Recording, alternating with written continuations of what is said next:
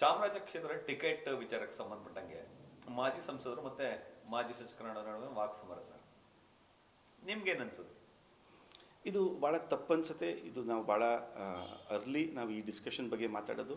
ನನ್ನ ಪ್ರಕಾರ ಇದು ಸ್ಟಾರ್ಟ್ ಆಗಬಾರ್ದಾಗಿತ್ತು. ಯಾಕೆಂದರೆ ಇನ್ನೂ ನಮಗೆ 2.5 ವರ್ಷ ಇದೆ. ನಾವು ಫಸ್ಟ್ ಡೆವಲಪ್ಮೆಂಟ್ ಬಗ್ಗೆ, ಪಕ್ಷದ ಸಂಘಟನೆ ಬಗ್ಗೆ ಮಾತಾಡಬೇಕು. ಮತ್ತು ಹೈಕಮಾಂಡ್ ಅನ್ನೋದೊಂದಿದೆ ನಮ್ಮ ಪಕ್ಷದಲ್ಲಿ, ಭಾಳ ಸುಭದ್ರವಾಗಿದೆ.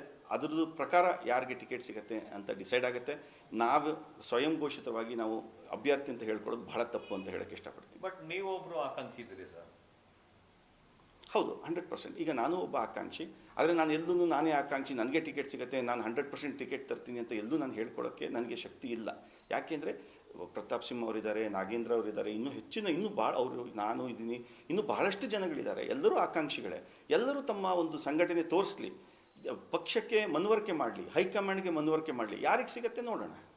ಅಂದರೆ ಟಿಕೆಟ್ ಡಿಸೈಡ್ ಮಾಡೋದು ಹೈಕಮಾಂಡ್. 100%. ಇಲ್ಲಿ ಯಾರೂ ಆ ಶಕ್ತಿ ಇಲ್ಲ. ಮೈಸೂರಲ್ಲಿರೋರಿಗೆ ಯಾರಿಗೂ ಆ ಶಕ್ತಿ ಇಲ್ಲ ಯಾರಿಗೆ ಟಿಕೆಟ್ ಸಿಗಬೇಕು ಅಂತ.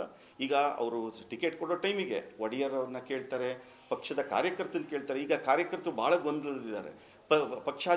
ಪದಾಧಿಕಾರಿಗಳೆಲ್ಲ ಇವ್ರು ನಮ್ಮ ಮಂಡಲ ಅಧ್ಯಕ್ಷರಿಂದ ಹಿಡಿದು ಎಲ್ಲ ಬೂತ್ ಅಧ್ಯಕ್ಷರಿಂದ ಹಿಡಿದು ಎಲ್ಲರೂ ಕನ್ಫ್ಯೂಸ್ ಆಗಿದ್ದಾರೆ. ಅದನ್ನು ತಪ್ಪು. ಅವ್ರಿಗೆಲ್ಲರಿಗೂ ಒಂದೇ ಮೆಸೇಜ್ ಕೊಡಬೇಕು, ನಾವೆಲ್ಲರೂ ಒಟ್ಟಾಗಿ ಕೆಲಸ ಮಾಡೋಣ. ನಾಗೇಂದ್ರ ಅವ್ರಿಗೆ ಮತ್ತು ಪ್ರತಾಪ್ ಸಿಂಹ ಅವ್ರಿಗೆ, ಅವರೆಲ್ಲ ಬಹಳ ಎಕ್ಸ್ಪೀರಿಯನ್ಸು, ನನಗಿಂತ ಪಾಲಿಟಿಕ್ಸಲ್ಲಿ ತುಂಬ ಎಕ್ಸ್ಪೀರಿಯನ್ಸ್ ಇದ್ದಾರೆ. ಅವ್ರಿಗೆಲ್ಲ ಒಂದು ಹೇಳೋಕ್ಕೆ ಇಷ್ಟಪಡ್ತೀನಿ, ದಯವಿಟ್ಟೆಲ್ಲ ಒಟ್ಟಿಗೆ ಹೋಗೋಣ. ಯಾರು ಟಿಕೆಟ್ ಕೊಡ್ತಾರೆ, ಯಾರಿಗೆ ಸಿಗುತ್ತೆ ಅದು ಹೈಕಮಾಂಡ್ ಡಿಸೈಡ್ ಮಾಡ್ತಾರೆ. ನಾವು ಈಗ ನಮ್ಮಲ್ಲೇ ಈ ಪರಸ್ಪರ ಗೊಂದಲ ಭಾಳ ಕೆಟ್ಟದ್ದು. ಇಲ್ಲ, ಈಗ ಇಬ್ಬರಲ್ಲೇ ಮೂರನೇ ಲಾಭ ಅಂತ ಹೇಳಿ ನೀವೇನಾದ್ರು ಲಾಭ ಮಾಡ್ಕೊಳಕ್ಕೆ ನೋಡ್ತಿದ್ರೆ ಹೆಂಗೆ ಅಂತ. ಅಲ್ಲ, ಯಾಕಾಗಬಾರ್ದು? ಈಗ ನಾವಿನ್ನು ರಾಜಕೀಯ ಅಂದರೆ ತಂತ್ರಗಾರಿಕೆ ಎಲ್ಲ ಇರ್ತವೆ. ಸೊ ಆ ದೃಷ್ಟಿಯಿಂದ ಇದು ಯಾರಿಗಾರು ಸಿಗ್ಬೋದು. ಬೇರೆಯವ್ರಿಗೆ, ಈಗ ನಾವು 3 ಜನ ಬಿಟ್ಟು ಬೇರೆ ಯಾರಿಗಾರು ಸಿಗ್ಬೋದು. ನಾನು ಹೇಳಿದ್ದೀನಿ ಅಂದರೆ ಡಿಸರ್ವಿಂಗ್ ಕ್ಯಾಂಡಿಡೇಟ್ ಯಾರು ಅಂತ ಪಕ್ಷ ಡಿಸೈಡ್ ಮಾಡುತ್ತೆ, ಹೈಕಮಾಂಡ್ ಡಿಸೈಡ್ ಮಾಡುತ್ತೆ. ಆ ದೃಷ್ಟಿಯಿಂದ ನಾವು ಹೈಕಮಾಂಡ್ ಮೇಲೆ ಜಾಸ್ತಿ ಒಂದು ಒತ್ತು ಕೊಡಬೇಕು. ನಾವು ಅವ್ರನ್ನ ನೆಗ್ಲೆಕ್ಟ್ ಮಾಡಿ ನಾವೇ ಡಿಸೈಡ್ ಮಾಡ್ಕೊಳ್ಳೋದು ಸರಿಯಲ್ಲ. ಆಕಾಂಕ್ಷಿಗಳಿದ್ರೆ ಸರ್, ಟಿಕೆಟ್ ಯಾರಿಗೆ ಕೊಟ್ಟರು ಪಕ್ಷಕ್ಕೆ ದುಡಿದಿರ? 100%. ಅದು ಮಾತ್ರ ಆಗಲೇಬೇಕು. ಪ್ರತಾಪ್ ಸಿಂಹ ಅವ್ರ ಟಿಕೆಟ್ ಸಿಕ್ಕಿದ್ರು ಎಲ್ಲರೂ, ನಾನು, ನಾಗೇಂದ್ರ ಅವರು ಅಥವಾ ಪಕ್ಷದ ಎಲ್ಲ ಒಂದು ಪದಾಧಿಕಾರಿಗಳು ನಾವು ದುಡಿಬೇಕು ಅವ್ರಿಗೋಸ್ಕರ.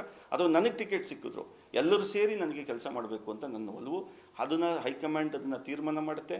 ಮತ್ತು ಅದನ್ನೆಲ್ಲ ಒಂದು ಶಿಸ್ತುಬದ್ಧ ಪಾರ್ಟಿ ನಮ್ಮದು. ಸೊ ಆ ದೃಷ್ಟಿಯಿಂದ ನಮಗೆ ತಂದರು. ನಾವು 3 ಜನ ಬಿಟ್ಟು ಇನ್ಯಾರೇ ಟಿಕೆಟ್ ತಂದರು ನಾವೆಲ್ಲರೂ ಸೇರಿ ಅವ್ರಿಗೆ ಕೆಲಸ ಮಾಡಬೇಕು ಅನ್ನೋ ನನ್ನೊಂದು ಆಸೆ. ಇಬ್ಬರು ಪರಸ್ಪರ ಕಾಲ್ತಿದ್ದಾರೆ ಸರ್. ಇದು ಭಾಳ ತಪ್ಪು. ಅದನ್ನೇ ಹೇಳ್ತಾ ಇದ್ದೀನಿ, ಇದು ಭಾಳ ತಪ್ಪು ಬೆಳವಣಿಗೆ. ನಾವೇ ಒಗ್ಗಟ್ಟಲ್ಲಿರಬೇಕಾಗತ್ತೆ. ಯಾಕೆಂದರೆ ಕಾಂಗ್ರೆಸ್ ವೈಫಲ್ಯನ ನಾವು ಹೊಡೆದಾಡಬೇಕು ಮತ್ತು ಪಕ್ಷದ ಸಂಘಟನೆ ಬಗ್ಗೆ ನಾವು ತಲೆ ಕೆಡಿಸ್ಕೊಳ್ಬೇಕು. ಅದು ಬಿಟ್ಬಿಟ್ಟು ನಾವು ವೈಯಕ್ತಿಕವಾಗಿ ನಮ್ಮ ಒಂದು ಏನು ಸ್ವಾರ್ಥನ ನಾವು ಇಲ್ಲಿ ತೋರಿಸಬಾರ್ದು. ಅದರಿಂದ ನಾವೆಲ್ಲರೂ ಒಟ್ಟಾಗಿ ಕೆಲಸ ಮಾಡೋಣ. ಯಾರಿಗೆ ಟಿಕೆಟ್ ಸಿಗುತ್ತೆ ಹೈಕಮಾಂಡ್ ಡಿಸೈಡ್ ಮಾಡಿ. ನನ್ನ ಜೊತೆ ಕಾರ್ಯಕರ್ತರಿದ್ದಾರೆ, 1000 ಜನ ಇದ್ದಾರೆ ಅಂತ ಒಬ್ರು, 100 ಜನ ಇದ್ದಾರೆ ಅಂತ ಒಬ್ರು. ಎಲ್ಲರ ಹಿಂದೆನೂ ಕಾರ್ಯಕರ್ತರಿರ್ತಾರೆ. ಯಾಕೆಂದರೆ ಈ ಕಾರ್ಯಕರ್ತರು ಈಗ ಅವರು ಅಧಿಕಾರದಲ್ಲಿರ್ಬೇಕಾದ್ರೆ ಕಾರ್ಯಕರ್ತರನ್ನ ನೆಗ್ಲೆಕ್ಟ್ ಮಾಡಿದ್ರೋ ನೆಗ್ಲೆಕ್ಟ್ ಮಾಡಿಲ್ವೋ ಅದು ಕಾರ್ಯಕರ್ತರು ಡಿಸೈಡ್ ಮಾಡ್ತಾರೆ. ಯಾರ ಮೇಲೆ ನಂಬಿಕೆ ಕಾರ್ಯಕರ್ತರು ತೋರಿಸ್ತಾರೆ ಅವ್ರದ್ದೆಲ್ಲ ಫೀಡ್ಬ್ಯಾಕ್ ತಗೊಳ್ತೆ ಹೈಕಮಾಂಡ್. ಆಮೇಲೆ ಪಕ್ಷ ಡಿಸೈಡ್ ಮಾಡೋದು ಯಾರಿಗೆ ಟಿಕೆಟ್ ಕೊಡಬೇಕಂತ. ಹಾಗಾಗಿ ಕಾರ್ಯಕರ್ತರಿಗೆ ಇನ್ನೂ ಹೆಚ್ಚಿನ ಗೊಂದಲ ಕೊಡಬಾರ್ದು. ನಮ್ಮ ಪದಾಧಿಕಾರಿಗಳಿಗೆ, BJP ಪದಾಧಿಕಾರಿಗಳಿಗೆ ಯಾರಿಗೂ ಈ ಗೊಂದಲ ಇರಬಾರ್ದು. ಹಾಗಾಗಿ ನಾವೆಲ್ಲ ಒಟ್ಟಿಗೆ ಕೆಲಸ ಮಾಡಬೇಕು, ಅಣ್ಣ ತಮ್ಮಿಂದ್ರ ಥರ ನಾವು ಕೆಲಸ ಮಾಡಬೇಕು ಮತ್ತು ಹೈಕಮಾಂಡಿಗೆ ಬಿಡಬೇಕು ಈ ಡಿಸಿಷನ್. ಇಬ್ಬರು ನಾಯಕರಿಗೆ ಏನು ಹೇಳಕ್ಕೆ ಇಷ್ಟಪಡ್ತೀರಿ ಸರ್? ಇಬ್ಬರು ನಾಯಕರಿಗೆ ಇಲ್ಲಿಗೆ ಅಂತ್ಯ ಮಾಡಬೇಕು. ದಯವಿಟ್ಟು ಇನ್ಮೇಲೆ ಹೆಚ್ಚಿನ ಈ ಥರ ಹೇಳಿಕೆಗಳು, ನಾನೇ ಅಭ್ಯರ್ಥಿ ಅನ್ನೋದು ಹೇಳಿಕೆಯನ್ನು ನಿಲ್ಲಿಸಬೇಕು ಮತ್ತು ಪಕ್ಷದ ಮತ್ತು ಸಂಘಟನೆ ವಿಷಯದಲ್ಲಿ ತುಂಬ ಹೆಚ್ಚಿನ ಒತ್ತು ಕೊಡಬೇಕು ಅಂತ ಹೇಳಕ್ಕೆ ಇಷ್ಟಪಡ್ತೀನಿ. 100%.